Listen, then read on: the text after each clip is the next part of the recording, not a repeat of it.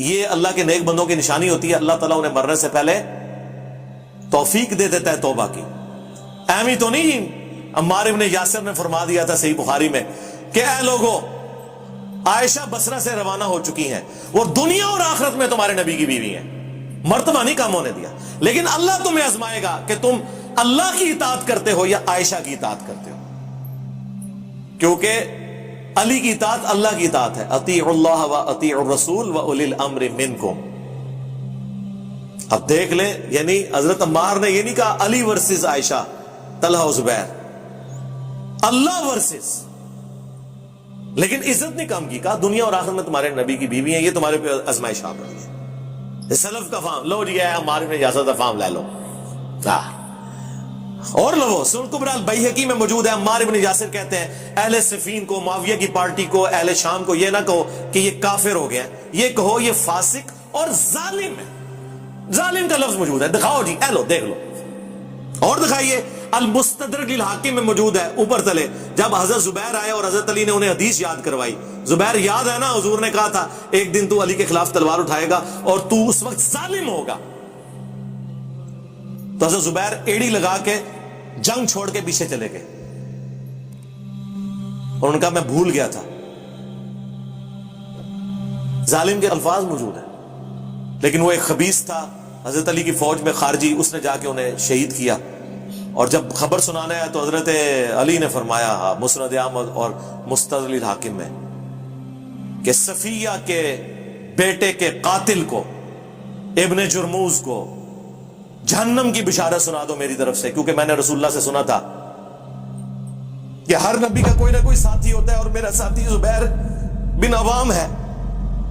ہر نبی کے ساتھ ہواری ہوتے ہیں، اور میرا ہواری زبیر ہے. یہ حضرت علی اس کے قاتل کو جہنم کی بشارت سنا رہے ہیں اس نسبت کی وجہ سے کہ وہ رسول اللہ کے ساتھی تھے، اسی لیے انہیں بھی توفیق ہوئی ہے.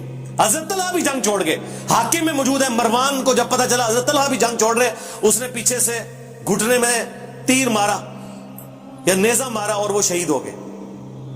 ایمی تو نہیں پھر مولا علی نے فرمایا کہ میں اللہ سے امید کرتا ہوں، مصنف ابن ابی شیبہ میں، فضائل صحابہ میں، کہ یہ جو سورۃ الحجر کی آیت نمبر 47 ہے کہ قیامت والے دن اللہ تعالیٰ اہل ایمان کے دلوں سے ایک دوسرے کے خلاف قدورت نکال دے گا اور وہ تختوں پہ آمنے سامنے بیٹھے ہوئے ہوں گے. یہ میرے عثمان بن عفان، طلحہ اور زبیر کے بارے میں ہے کہ اللہ تعالیٰ ہمیں جنت میں پہنچائے گا اور ایک دوسرے کے بارے میں اگر کوئی میل آ گیا، غل تو نکال دے گا. ہاں، لیکن ماموں کو نہیں معاف کیا، ان پہ قنوت نازلہ پڑی مولا علی نے، اللہم علیک بمعاویہ و اشیاءہ، اے اللہ معاویہ اور اس کے شیعہ کو برباد کر، عمرو بن عاص اس کے شیعہ کو برباد کر، ابا سلمی اور اس کے شیعہ کو برباد کر. اور یہاں تک فرمایا کہ مصنف ابن ابی شیبہ میں موجود ہے کہ میں اللہ سے امید کرتا ہوں کہ میرے مخالفین جو اہل شام ہیں، مقتولین صفین، یہ بھی جنت میں چلے جائیں گے، اللہ انہیں معاف کرے گا. اور پھر مقدمہ میرے اور معاویہ کے درمیان اللہ کی بارگاہ میں طے ہوگا. یہ مقدمہ بھی طے ہونا ہے، یہ دنیا میں ہی طے کر کے بیٹھے میں. یا ایک وہ انہوں نے غزالی نے نا ام بن عبدالعزیز کی طرف ایک جھوٹا خواب منسوخ کر دیا کہ جی ام بن عبدالعزیز نے خواب میں دیکھا ہے کہ قیامت والے دن ایک محل میں رسول اللہ تشریف فرمائے. پہلے حضرت علی کو بلایا گیا، پھر حضرت معاویہ کو بلایا گیا. حضرت معاویہ باہر نکلے، انہوں نے کہا واللہ مجھے بخش دیا گیا، اور علی نکلے اور انہوں نے کہا کہ مجھے میرا حق دلوا دیا گیا. کہانی بنائی نے خواباں جدوں حدیث عمار نہیں پتا انہوں نے، باقی حدیثیں نہیں پتا، کہانیاں وچ پوری انہوں نے اپنے سارے کے سارا مقدمہ گاندیوں میں ڈالا ہوا انہوں نے. اور یہ ہمیں آگے باتیں کرتے ہیں جی یہ حضرت عثمان کے مخالفین ہوتے. حضرت عثمان بھی تسی مروایا ہے سرکار، بنو امیہ نہیں مروایا. اب بعد میں پھر خون آلود جو ہے نا کرتا جا کے جامعہ دمشق میں لٹکا دیا، پوری کہانی ایک جمع کرنے کے لیے. بینیفیشری ہوئے ہیں نا، بنو امیہ بینیفیشری ہوئے ہیں نا. اور یہ آپ آج کی جدید پالیٹکس میں بھی دیکھیں گے، کئی خاندانوں میں لوگ شہید ہوتے ہیں اور پیچھے ان کے سکسیسر جو ہے نا وہ ان کے خون کے اوپر سیاست کر رہے ہوتے ہیں. یہ خون آلود کرتے آج بھی لوگوں نے لٹکائے میں، اور ہمیں آ کے یہ لوگ بتاتے ہیں اور پھر یہ کہتے ہیں کہ جی یہ جی وہ چندوں کے اوپر پڑھ رہا ہے اور یہ ان کی ڈیوٹیاں پوری کر رہا ہے. یار یہ کتابیں ان کی ہیں، یہ بخاری مسلم میں نے لکھی ہے. اب تم اپنی کتابوں سے منکر ہو گئے ہو تو اس میں میرا کیا قصور ہے؟ میرا تو کام یہ ہے کہ جو قرآن و سنت میں آیا ہے میں ڈنکے کی چوٹ کے اوپر بیان کروں گا اللہ کے فضل سے، اور اپنے گھر کی خبر لو. تمہارا ابا جس کے اوپر تمہارے فرقے کا نام ہے وہابی، اس کے بیٹے عبداللہ بن محمد بن عبد الوہاب نے ایک کتاب لکھی ہے سیرت الرسول، فری پی ڈی ایف ہماری ویب سائٹ سے ڈاؤن لوڈ کریں، خلفائے راشدین کے اوپر چیپٹر بند ہے، اس نے وہ جملے لکھے ہیں کہ ان کی کانپے ٹانگ ہے۔ اس نے لکھا ہے اس کے اندر کہ حضرت معاویہ نے شہادت عثمان کا جھوٹا الزام حضرت علی پہ لگایا اور بیعت سے بھی منحرف ہوئے، لیکن اللہ تعالیٰ نے حضرت علی کو سرخرو کیا۔ پھر انہوں نے لکھا کہ بنو امیہ 60 سال تک گالی گلوچ کرواتے رہے، تنقید بیان کرتے رہے، تضحیق کرتے رہے حضرت علی کی ممبروں کے اوپر، لیکن اللہ تعالیٰ نے مولا علی کی شان کو بلند کیا۔ اور پھر انہوں نے مسند احمد کی حدیث نقل کی کہ اصحاب نے جنگ چھوڑ دی تھی قتل عمار کے بعد، اور حضرت عمرو بن عاص نے حضرت معاویہ سے کہا کہ عمار قتل ہو گیا، اور رسول اللہ نے فرمایا تھا عمار کی قاتل جماعت وہ باغی ہے، تو انہوں نے کہا ہم نے اسے قتل کیا ہے، نہ یہ علی ساتھ لے کر آتا، یہ اس کے ساتھیوں نے لا کے ہمارے نیزوں کے آگے پھینک دیا، اور نہ یہ شہید ہوتا۔ تو حضرت علی کو جب یہ خبر پہنچی تو انہوں نے کہا اچھا پھر اس کا مطلب ہے کہ حمزہ کے قاتل رسول اللہ تھے، نہ لے کر آتے اور نہ وہ شہید ہوتے۔ اچھا یہ آج یہ کوئی جملہ بولے تو لوگ کہیں گے جی حضور کی مثال دے کے گستاخی کر دی ہے۔ بھائی جو موٹے دماغ کے لوگ ہیں نا انہیں سمجھانے کے لیے پھر اس طرح کی بات کرنی پڑتی ہے، اور یہ مولا علی کی سنت ہے پھکی دینا، پھکی سی ہے الزامی جواب سی جو مولا علی نے دیتا۔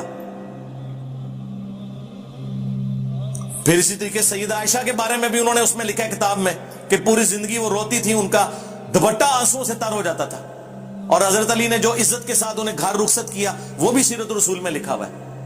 ایک ایک چیز انہوں نے لکھی ہوئی ہے اس کے اندر، یہ تو وہابیوں کے اپنے امام نے لکھا ہوا ہے، اس کو کیوں نہیں کہتے کہ ایران کے ٹکڑوں پہ پلنے والا جانور آیا نا داڑ تھلے ہون۔ اور کچھ عرصے سے یہ لوگ میری دشمنی میں اتنے آگے گئے ہوئے تھے کہ حنفیوں کے بزرگوں کو اپنا امام بنا کے پیش کر رہے تھے، لیکن میں نے انہوں نے گاٹیاں تو پھاڑ لیا آگے۔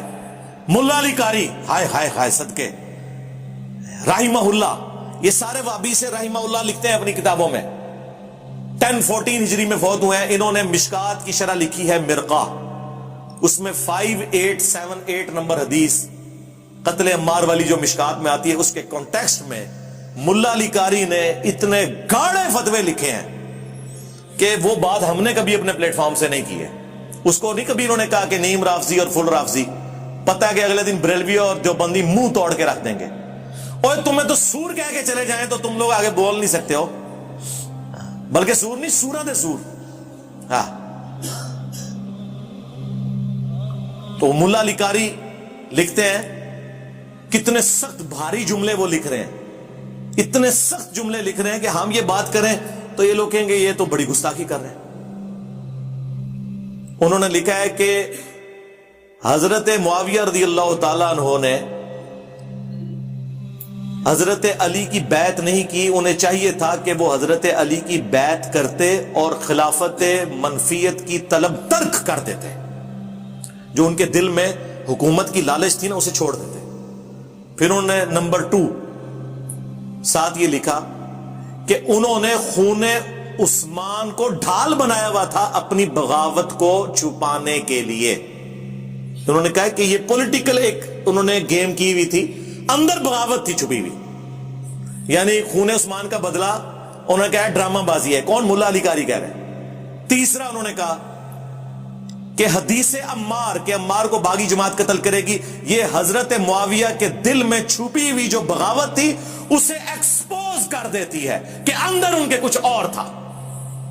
ہاں نمبر 4 حضرت معاویہ کے ایٹیچیوڈ کی وجہ سے قرآن اور سنت دونوں مہجور ہو گئے، پیٹ کے پیچھے ڈالے گئے۔ اندازہ کریں اتنے سخت الفاظ۔ پھر انہوں نے آگے جا کے لکھا لیکن ہمیں چاہیے چونکہ وہ صحابی تھے ہم اپنی زبانوں کو بند رکھیں۔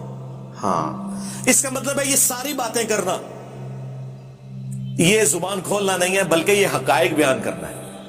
اور وہ صحیح کہہ رہے ہیں، یہ بات انہوں نے ٹھیک لکھی ہے کہ ہمیں چاہیے زبانیں بند رکھیں، یعنی مراد یہ ہے کہ لان دان نہ کریں، ہاں لعنت نہ بھیجیں، مانے کہ سب کچھ کیا ہے۔